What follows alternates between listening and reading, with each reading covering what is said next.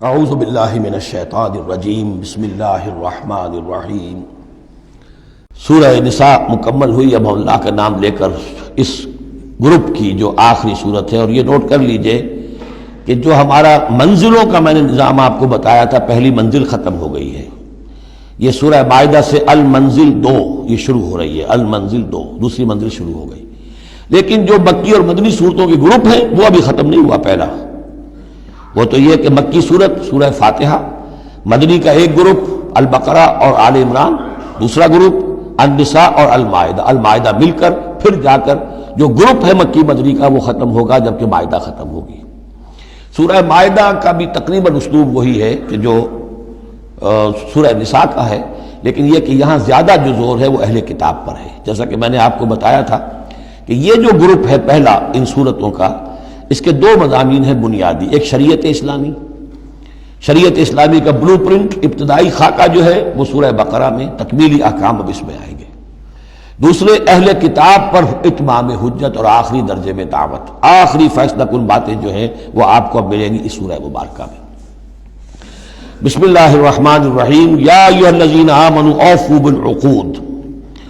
سورہ نساء شروع ہوئی تھی یا ایھا الناس سے، اے لوگو۔ یہاں بس فرق یہ ہے کہ یا ایھا الذین آمنوا، اہل ایمان، اپنے عہدوں کو، معاہدوں کو، قول و قرار کو پورا کیا کرو۔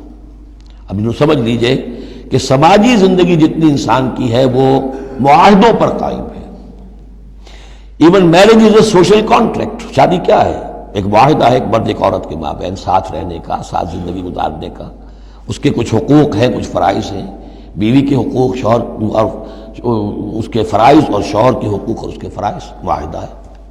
بڑے بڑے کاروبار جو ہیں وہ معاہدوں کی شکل میں ہوتے ہیں، تو معاہدہ ہے۔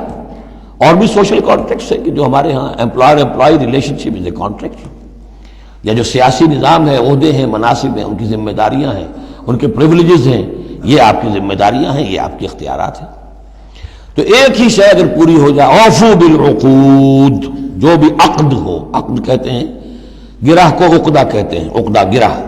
عقد ہے کوئی چیز بند گئی، بس طے ہو گئی، فیصلہ ہو گیا، وہ عقود ہے۔ احلت لکم بہیمۃ الانعام الا ما یتلی علیکم، تمہارے لیے تمام جو مویشی کی نوعیت کے حیوانات ہیں وہ حلال کر دیے گئے، ان کا گوشت کھانا، سوائے اس کے جو تمہیں پڑھ کر سنائے جاتے ہیں۔ یعنی ان میں خنزیر ہے وہ حرام ہے، اور مردار اگر ہے تو حرام ہے، وغیرہ وغیرہ، وہ بعد میں آ جائے گا۔ لیکن باقی جو مویشی، وہ ہوش نہیں، شیر چیتا جو وحشی ہیں یہ نہیں، جو مویشی قسم کے، ہرن ہے، نیل گائے ہے، اور اس طرح کی چیزیں جو بھی ہیں کہ جو عام طور پر وہ گوشت خور نہیں ہے، بلکہ یہ کہ سبزے کے اوپر ان کا گزارا ہوتا ہے، یہ ساری چیزیں جو ہیں یہ تمہارے لیے حلال کی گئی ہیں۔ غیر محل الصید وانتم حرم، ایک تم پر پابندی ہے کہ اگر حج کے لیے احرام باندھا ہوا ہو یا عمرے کے لیے تو تم اس حالت میں شکار نہیں کر سکتے۔ ان اللہ یحکم ما یرید، یہ اللہ کا اختیار ہے، وہ فیصلہ کرتا ہے، حکم دیتا ہے جو چاہتا ہے۔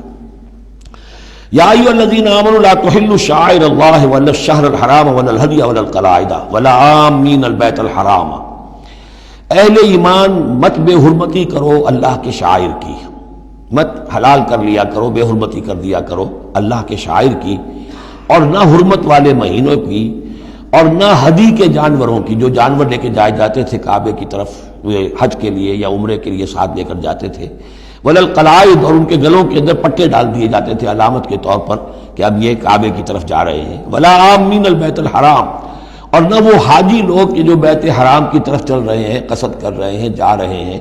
اب وہ بھی ان کی بھی ایک نسبت ہو گئی ہے کہ یہ سفر کر رہے ہیں تو اللہ کے گھر کے مسافر ہیں۔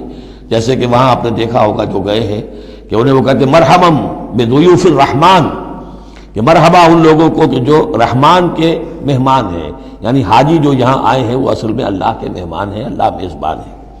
تو اب ان کے لیے یہ ہے کہ ان کی بے حرمتی نہ ہو، حتیٰ کہ عزت نہ ہو۔ یبتغون فضلا من ربہم ورضوانا، یہ سب جو ہیں اللہ تعالیٰ کی فضل کی اور اس کے اپنے رب کے رضوان کی تلاش میں ہیں، اس کی کوشش میں جا رہے ہیں۔ وَإِذَا حَلَلْتُمْ فَاصْطَادُوا، ہاں جب تم احرام کھول دو، حلال ہو جاؤ، تو یہ حلال ہو جانا ایک اصطلاح ہے، جبکہ احرام کھل گیا، فَاصْطَادُوا، پھر تم شکار کرو، تمہیں کھلی چھوٹ ہے، ساری پابندیاں احرام کی حالت کی ہیں۔ وَلَا يَجْرِمَنَّكُمْ شَنَآنُ قَوْمٍ أَن صَدُّوكُمْ عَنِ الْمَسْجِدِ الْحَرَامِ أَن تَعْتَدُوا، اور دیکھنا تمہیں آمادہ نہ کر دے کسی قوم کی دشمنی کہ انہوں نے تمہیں روکے رکھا تھا مسجد حرام سے کہ تم بھی زیادتی کرو، یعنی انہوں نے تمہیں روکے رکھا 7 برس تک 6 برس تک اور تمہیں یہاں قریب نہیں آنے دیا. اب ایسا نہ ہو کہ اس کے بدلے میں تم کو زیادتی کرو، زیادتی مت کرو. وَلَا يَجْرِمَنَّكُمْ شَنَآنُ قَوْمٍ، تمہیں آمادہ نہ کر دے کسی قوم کی دشمنی، اور دشمنی کس وجہ سے؟ ان صدوکم عن المسجد الحرام، کہ انہوں نے تمہیں روکے رکھا مسجد حرام سے، ان تعتدوا، کہ تم زیادتی کرنے لگو. وَتَعَاوَنُوا عَلَى الْبِرِّ وَالتَّقْوَىٰ، نیکی کے کاموں پر اور تقوی کے کاموں پر تعاون کیا کرو. وَلَا تَعَاوَنُوا عَلَى الْإِثْمِ وَالْعُدْوَانِ، اور اسم، گناہ اور عدوان، ظلم اور زیادتی کے کاموں میں تعاون مت کرو. وَاتَّقُوا اللَّهَ إِنَّ اللَّهَ شَدِيدُ الْعِقَابِ، اللہ کا تقوی اختیار کرو، یقیناً اللہ تعالیٰ سزا دینے میں بہت سخت ہے. دیکھیے انداز بالکل وہی ہے جو سورہ نساء کا ہے، وہی معاشرتی معاملات، اس کے بارے میں بنیادی اصول. اب یہاں پہ پھر وہ آ رہی ہے آخری مرتبہ یہ آیت، اور مزید وضاحت کے ساتھ. حرمت علیکم المیتۃ، تم پر حرام کیا گیا مردار، جو خود اپنی موت مر گیا جانور، وہ حرام ہو گیا. والدم، دموں اور خون، ولحم الخنزیر، اور خنزیر کا گوشت، وما اہل لغیر اللہ بہ، اور جس پر پکارا گیا اللہ کے سوا کسی اور کا نام، کسی اور کے نام نامزد ہے، کسی اور کا تقرب حاصل کرنے کے لیے اس کا وہ جو ہے ذبح کیا جا رہا ہے. والمنخنقۃ، اور وہ جانور جو گلا گھٹنے سے مر گیا. کبھی ایسا ہوتا ہے کہ کوئی بکری ہے یا کچھ اور ہے، وہ اپنی زنجیر جس میں بندھی ہوئی ہے اسی کا کوئی پھندا ایسا لگ جاتا ہے، اب وہ جتنی کوشش کرتی ہے اس پھندے سے نکلنے کی، وہ گلا گھٹ جاتا ہے، مر جاتی ہے. تو یہ بھی مردار کے حکم میں ہے. والموقوذۃ، یا چوٹ لگنے سے کسی جانور کی موت واقع ہو گئی، وہ بھی مردار کے حکم میں ہوگا. والمتردیۃ، یا اونچی جگہ سے کہیں سے کوئی جانور گرا ہے، گردن ٹوٹ گئی ہے، مر گیا ہے، وہ بھی مردار ہے. والنتیحۃ، کسی اور نے جانور نے سینگ مارا ہے، اس کے صدمے سے وہ ہلاک ہو گیا ہے جانور، تو وہ بھی حرام ہو گیا. یعنی میتہ کی مزید 4 قسمیں. یہی نہیں ہے کہ کسی بیماری سے جانور مرا ہو، لیکن یہ کہ یہ مرنے کی، ذبح ہونے کی نوبت نہیں آئی، اس کے جسم سے خون نکلنے کا امکان نہیں رہا، اس کا خون جو ہے اس کے جسم کے اندر ہی جم گیا ہے، اس کے گوشت کا حصہ بن گیا ہے، لہذا وہ مردار کے حکم میں ہے. وما اکل السبع الا ما ذکیتم، اور جسے کھا لیا ہو درندوں نے مگر یہ کہ جسے تم ذبح کر لو. فرض کیجئے کہ کسی شیر نے یا کسی چیتے نے کسی ہرن کے اوپر حملہ کیا، لیکن اس سے پہلے کہ وہ ہرن مرتا وہ شیر بھاگ گیا، آپ نے کوئی فائر کیا وہ بھاگ گیا، ابھی ہرن میں جان ہے، آپ نے جا کے ذبح کر لیا، تو وہ پھر آپ کے لیے جائز ہے، کیونکہ ابھی اس میں جان تھی، ذبح آپ نے کیا ہے، تو اب یہ کہ اس میں سے وہ خون نکل جائے گا. تو جہاں جہاں شیر کا منہ لگا ہو اس حصے کو کاٹ کر پھینک دیجیے، باقی آپ کھا سکتے ہیں. الا ما ذکیتم، سوائے اس کے کہ جسے تم نے ذبح کر لیا. وما ذبح علی النصب، اور یہ بھی تمہارے لیے حرام کیا گیا کہ تم استھانوں پہ جا کر ذبح کرو. یہ خاص جگہ ہے، یہ خاص جو ہے وہ کسی ولی اللہ کا بازار ہے، وہاں جا کے ذبح کرنا، یا کسی دیوتا یا دیوی کا کوئی استھان ہے، وہ بھی اب حرام ہو گیا. وَأَن تَسْتَقْسِمُوا بِالْأَزْلَامِ، یا جوئے کے تیروں کے ذریعے سے تقسیم کرو. یہ بھی ایک جوئے کی شکل ہو جاتی تھی. وہ لوگ یہ کرتے تھے، قربانی اپنی کی، اس کے بعد گوشت کے ڈھیر لگا دیے، اب تیروں کے ذریعے سے جوا کھیل رہے ہیں، تو بڑے بڑے ڈھیر جو ہے اس کے اندر داؤ پر لگ رہے ہیں. ذالکم فسق، یہ تمام چیزیں جو ہیں گناہ کے کام ہیں. الیوم یئس الذین کفروا من دینکم، دیکھو اب یہ کافر لوگ تمہارے دین سے مایوس ہو چکے ہیں، یعنی یہ سمجھ چکے ہیں کہ نظام تو اب اللہ ہی کا رہے گا. اب یہاں پر چونکہ سورہ مائدہ جیسا کہ میں نے اس کی آخری صورتوں میں سے ہے، لہذا اب انہیں یہ تو توقع نہیں ہے کہ اسلام کا راستہ روک سکیں گے، لیکن وہ یہ ضرور چاہیں گے کہ اس قسم کی چیزیں تمہارے اندر جاری رہیں، اس طرح کی چیزیں جیسے ہمارے ہاں بھی ہندوانہ اثرات چلتے رہے بہت عرصے تک، اب بھی چل رہے ہیں. تو الیوم یئس الذین کفروا من دینکم، تمہارے دین سے تو مایوس ہو چکے ہیں کہ اب یہ دین تو انہی کا ہوگا اور ہمارا دین ختم ہوا. فلا تخشوہم واخشونی، تو اب ان سے مت ڈرو، مجھ سے ڈرو. الیوم اکملت لکم دینکم، آج کے دن میں نے تمہارے لیے تمہارے دین کی تکمیل فرما دی ہے. واتممت علیکم نعمتی، اور تم پر اتمام فرما دیا ہے اپنی نعمت کا. ورضیت لکم الاسلام دینا، اور تمہارے لیے میں نے پسند کر لیا ہے ہمیشہ ہمیشہ کے لیے میرے ہاں پسندیدہ اور مقبول دین صرف اسلام ہے.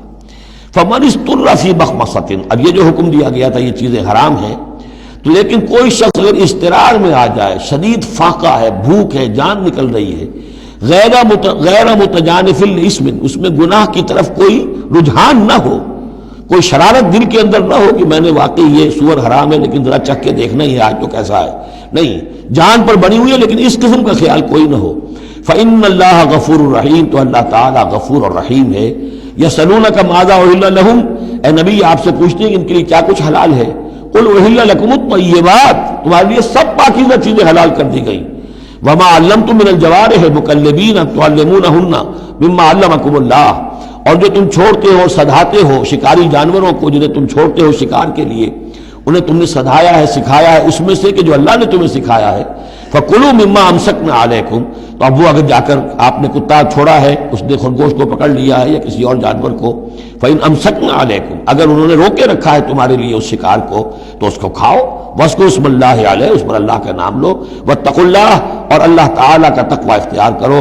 إِنَّ اللَّهَ سَرِيعُ الْحِسَابِ، یقیناً اللہ تعالیٰ حساب لینے میں بہت جلدی کرتا ہے، یا حساب لینے میں اسے دیر نہیں لگتی۔ صدق اللہ العظیم۔